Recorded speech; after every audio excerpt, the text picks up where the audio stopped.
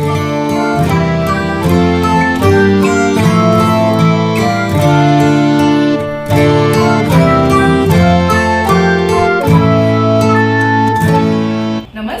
Shri Swami Samarth. The joyful journey with वंदितामध्ये मी तुमच्या सर्वांचं स्वागत करत आहे. तर आजचा व्हिडिओ बनवण्याचं कारण असं आहे की जेव्हापासून मी अनुभवाचे व्हिडिओ म्हणजे स्वामींच्या किंवा गुरूंच्या अनुभवाचे व्हिडिओ शेअर करत आहे तेव्हापासून मला म्हणजे खूप SMS येत आहेत म्हणजे पर्सनल की म्हणजे तू स्वामींची सेवा कशी करते किंवा ज्यांना म्हणजे नवीन आहेत ना जास्त करून त्यांचे SMS येतात की कशी सेवा करायची किंवा तू काय करतेस. आणि खरं तर सगळ्यात जास्त हा प्रश्न आहे की आम्हाला स्वामी चरित्र सारामृत करायचं असेल पण आम्ही नॉनव्हेज खातो तर मग ह्या सर्वांच्या प्रश्नांची उत्तरं देण्यासाठी मी हा व्हिडिओ करत आहे. खरं तर स्वामींची सेवा कशी करावी हे सांगण्या इतपत मी मोठी नाही आहे पण मला जे माहिती आपल्याला जे माहिती असतं ते चांगलं दुसऱ्याला आपण नेहमी शेअर करावं जेणेकरून त्यांना त्याच्यातून काय मदत होत असेल तर नक्की दुसऱ्याला सांगावं म्हणून मी हा व्हिडिओ बनवत आहे. खरं तर तुम्हाला स्वामी सेवा करायची असेल म्हणजे नवीन आहेत त्यांच्यासाठी सांगते तर तुम्ही स्वामींनाच प्रार्थना करा की आम्हाला तुमची सेवा करायची इच्छा आहे तर आम्हाला सेवा करायची संधी द्या आणि आपण आपली प्रार्थना चालू ठेवायची की स्वामी माझ्याकडनं सेवा करून द्या. स्वामी आई नक्की आपली प्रार्थना ऐकतात. आणि खरं तर स्वामी सेवा काय तर मी एक सांगते की मी कशी करते याच्यापेक्षा कारण प्रत्येकाला किती वेळ असतो सकाळी ते मी सांगू शकत नाही पण जर साधी सोपी तुम्हाला सेवा करायची असेल ना स्वामींची तर सकाळी स्वामी स्तवन तर तुमच्याकडे स्वामी स्तवन नवीन असताना माहिती नसेल पण इंटरनेटवर पण तुम्हाला मिळू शकतं त्याचं तुम्ही ते ऐका आणि नंतर मग 108 वेळा श्री स्वामी समर्थ हा एक माळी जप करा. म्हणजे सकाळीचं तुम्हाला अगदीच वेळ असेल जे वर्किंग आहेत ना त्यांच्यासाठी तुम्ही मग दिवसभरातून एक 5 मिनिटं तरी काढा आणि स्वामींचा जप करा. सकाळी आपली खूप घाई असते मी समजू शकते पण दिवसभरातून 5 मिनिटं तरी आपण आपल्या देवासाठी काढू शकतो. संध्याकाळी आल्यावर करा 5 मिनिटं तरी आपण दिवसभरातून स्वामींसाठी किंवा आपल्या देवासाठी काढू शकतो आणि तो 5 मिनिटं तरी आपण जप करू शकतो. सकाळी तुम्हाला वेळ असेल तर ट्रॅव्हलिंग करताना तुम्ही जप करा पण हा जप हा चालूच ठेवा. आणि म्हणजे तुम्हाला असं वाटतं की बसूनच जप केलाच पाहिजे तर असं ज्यांना खूपच बिझी आहेत खूप लांब ट्रॅव्हलिंग करायला लागतं रोज तर त्यांना हे शक्य नाही मला सुद्धा माहिती आहे तर त्यांनी ट्रॅव्हलिंग करता करता जप करा. तुम्हाला सुट्टी असेल तेव्हा तुम्ही जास्त सेवा करा किंवा तुम्हाला जमेल तसं पण श्री स्वामी समर्थ हा जप आहे ना जेव्हा तुम्हाला शक्य असेल तेव्हा करा. दुसरी गोष्ट जे घरी आहेत त्यांच्यासाठी सांगते की सकाळी आपण 108 वेळा जप करू शकतो तुमच्या वेळेनुसार पण स्वामींच्या नित्यसेवेमध्ये स्वामी चरित्र सारामृताचे 3 अध्याय त्याच्यामध्ये पूर्ण पोथीमध्ये 21 अध्याय आहेत पण रोज 3 अध्याय आपल्याला वाचायचे असतात आणि 11 माळी जप करायचा असतो. हे ज्यांना शक्य असेल ते करतातच आणि स्वामी त्यांच्याकडनं ती सेवा करून घेतात पण मला स्वतःला पण हे रोज सकाळी तर शक्यच नाही आहे तर मला जमेल ना तशी मी सेवा करते स्वामींची. स्वामी चरित्र सारामृत आहे ना त्याचं पारायणाबद्दल बोलायचं झालं तर काय करायचं 7 दिवसाचं पारायण करायचं आपण 21 अध्याय आहेत 3 अध्याय रोज वाचायचे आणि 3 अध्याय वाचून झाले की वाचताना स्वामींसमोर अगरबत्ती लावायची. स्वामींचा फोटो असेल तर छोटासा फोटो घ्यायचा नसेल ज्यांच्याकडे स्वामींचा फोटो ज्यांच्याकडे नसेल त्यांनी छोटासा फोटो घ्यायचा आणि त्याच्यासमोर अगरबत्ती वगैरे लावून स्वामी चरित्र सारामृताचं रोज 3 अध्याय वाचायचे आणि 3 अध्याय वाचून झाले आपले की जे आपण घरात बनवते ते आपण स्वामींना तसा नैवेद्य दाखवायचा. दूध आणि साखर दाखवली तरी चालते. आणि 7व्या दिवशी जेव्हा आपले 21 अध्याय वाचून पूर्ण होतात 7व्या दिवशी काय करायचं आपण स्वामींना पूर्ण जे नैवेद्य दाखवायचा.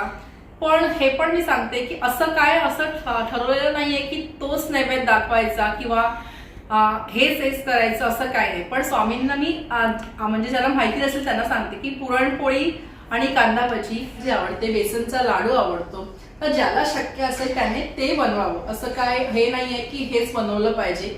त्याचा नैवेद्य आपण 7व्या दिवशी स्वामींना दाखवायचा. 7व्या दिवशी म्हणजे पारायण पूर्ण झाल्यावर स्वामींना आपण दाखवायचा. नैवेद्य दाखवताना त्याच्यावर तुळशीचं एक पान ठेवायचं. मला पण जे माहिती आहे जे मी करते ते तुम्हाला सांगते. तुळशीचं एक पान ठेवायचं आणि स्वामींना नैवेद्य दाखवायचा. पारायणाच्या पहिल्या दिवशी तुम्ही जर काय इच्छेसाठी पारायण करत असाल ती इच्छा स्वामींना सांगायची आणि मग पारायणाला सुरुवात करायची की पारायणामध्ये कुठलाही अडथळा येऊ नये, माझं पारायण व्यवस्थित माझ्याकडनं ही सेवा करून घ्या अशी स्वामींना प्रार्थना करायची. आणि असं आपण 7 दिवसाचं पारायण करू शकतो. पण समजा तुम्ही जेव्हा पारायण करता तेव्हा मांसाहार करायचं नाही. तुम्ही म्हणाल की मी स्वतः खात नाही, बाकी सर्व घरामध्ये मी बनवून देते, पण तसं नाही. स्वामी चरित्र सारामृताचं महत्व हे खूप आहे आणि त्याचं पावित्र्यानं तितकं जपलं जात नाही. मग त्याच्यामुळे 7 दिवस जर घरात आपल्याला नाही करता आलं तर ही खूप चांगली गोष्ट आहे. आणि दुसरी गोष्ट की जर तसं होतच नसेल तुमच्याच्याने की नाही तुम्हाला करावंच लागत आहे, मग तुम्ही काय करा की एका दिवसाचं पारायण करा. 21 अध्याय एका दिवसातच वाचायचे. जसं की तुम्ही असा एखादा दिवस तरी असतो आपल्या घरात की त्या दिवशी आपण मांसाहार करत नाही. जसं की गुरुवार असतो, मंगळवार असतो, सोमवार, ते प्रत्येकाच्या श्रद्धेनुसार. तर तुम्ही काय ठरवायचं की हा गुरुवार मी आता काय करणार, 1 ते 21 अध्याय याच गुरुवारी म्हणजे एक पारायण करायचं. एकदाच वाचायचे 21 अध्याय एका जागेवर बसून. 2-2.5 तास लागतात. मग असं तुम्ही ठरवू शकता. तर तुम्ही स्वामींना सांगू शकता की मी 5 करेन, मी 7 पारायण करेन अशी, म्हणजे एकाच दिवशी 21 अध्याय वाचायचे. असं तुम्ही गुरुवारी करू शकता. 5 गुरुवार, 7 गुरुवार, 21 गुरुवार, 11 गुरुवार असं तुम्ही करू शकता. पण 7 दिवसाचं तुम्हाला करायचं असेल तर त्या 7 दिवसामध्ये घरामध्ये मांसाहार करायचं नाही. हा प्रश्न मला खूप जणांनी विचारला, म्हणून त्याचं उत्तर आहे की मांसाहार करायचा नाही, कारण त्याचं पावित्र्य तितकं जपलं जात नाही.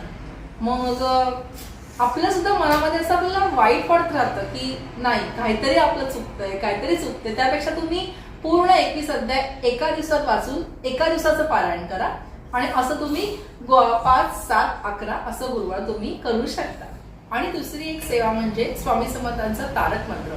आपण तारक मंत्र जसं की खूप वेळा आपण एखादा कोण आजारी वगैरे असेल तर आपल्याला डॉक्टरांच्या उपायाबरोबर एक डॉक्टर पण नेहमी म्हणतात की आता बाकीचा विश्वास तुमचा म्हणजे देवच बघेल, असं खूप वेळा डॉक्टर सुद्धा बोलतात. तर स्वामी समर्थांच्या तारक मंत्रामध्ये खरोखरच खूप हे आहे.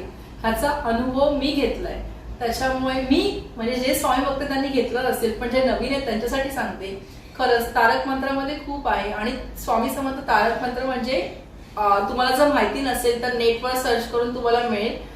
स्वामी समर्थ तारक मंत्र इमेज टाका किंवा व्हिडिओ असेल तर व्हिडिओ सुद्धा येतो. निशंक हो निर्भय हो मनारे, हे जेव्हा आपण ऐकतो ना तेव्हाच आपल्याला मनात असं भरून येतो खूप.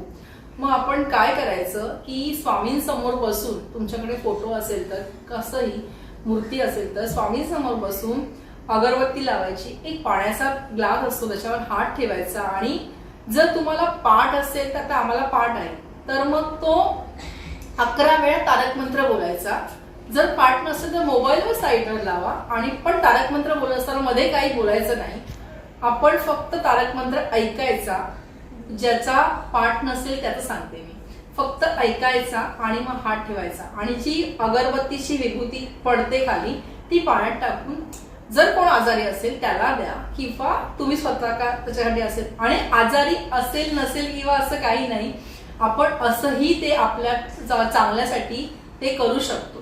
11 वेळा तुम्हाला जमलं नाही तर तुम्ही 1 वेळा बोला. म्हणजे ज्या दिवशी तुम्हाला घाई असेल त्या दिवशी तुम्ही 1 वेळा बोला. पण असं तुम्ही 11 गुरुवार 7 गुरुवार पण करू शकता की ह्या गुरुवारी मी 11 वेळा तारक मंत्र बोलले, असे पुढचे 7 गुरुवार तुम्ही करू शकता. ही सेवा पण तुम्ही स्वामींची करू शकता. आणि स्वतः केलेली आहे, स्वतः करते. आणि खरं तर स्वामी सेवा करताना ना आपल्याला खूप असं मनात कधी कधी वाईट विचार पण येऊ शकतात, पोथी वाचताना किंवा काही पण वाचताना. पण इथे लक्ष द्यायचं नाही, आपण आपली सेवा चालू ठेवायची. आणि स्वामी समर्थांचा तारक मंत्र तुम्ही घरात जर तुम्हाला खूप असं कधी कधी एकटं वाटत असेल किंवा कुठलं संकट आपल्यावर जेव्हा येतं, खूप अडचणी येतात, तेव्हा जरी तुम्ही घरामध्ये तारक मंत्र लावून ठेवला ना तरी तुम्हाला बघा खूप खूप आपल्याला असा आधार वाटतोय की आपल्या घरामध्ये काहीतरी चांगलं आहे, एक काहीतरी शक्ती आपल्या पाठीशी आहे ना असं वाटतं. त्याच्यामुळे कुठलाही असेल, आम्ही स्वतः कोरोनामध्ये आमच्या घरामध्ये पूर्ण स्वामी समर्थांचा तारक मंत्र चालू असायचा. स्वामी समर्थ कालभैरव अष्टक चालू असायचं. तुम्ही ना स्वामींचं कालभैरव अष्टक पण जर तुम्हाला असं वाटत असेल कधी असं आपल्याला खूप भीती वगैरे वाटते, लहान मुलांना कधी भीती वाटते वगैरे, तेव्हा कालभैरव अष्टक तुम्ही घरामध्ये लावून ठेवू शकता. ते पण 11 वेळा असं लावून ठेवायचं आणि ऐकायचं.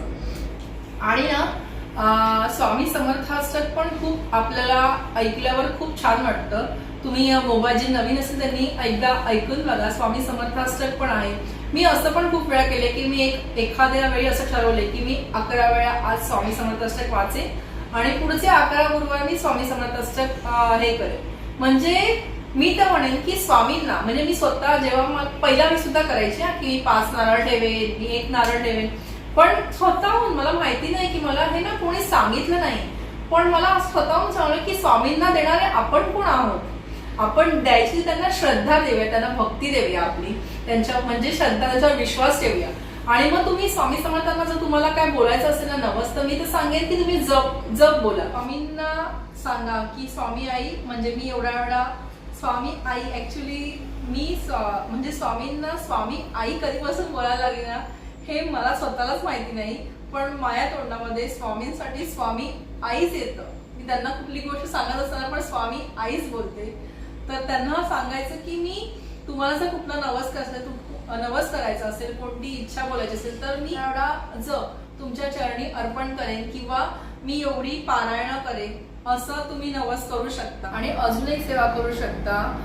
ही सेवा तर गुरुमाऊलींनीच सांगितली आहे की आपण स्वामींसमोर एक अगरबत्ती लावायची, ती अगरबत्ती संपेपर्यंत श्री स्वामी समर्थ हा जप करायचा आणि कंटिन्यू जप चालू ठेवायचा आणि ती उदी स्वतःला लावायची नंतर. आणि कोण आजारी वगैरे असेल तर त्याला ती लावायची. असं स्वतः दिंडोरीचे गुरुमाऊली आहेत ना, त्यांनी स्वतः सांगितलेलं आहे. सो मी पण ही सेवा केलेली आहे.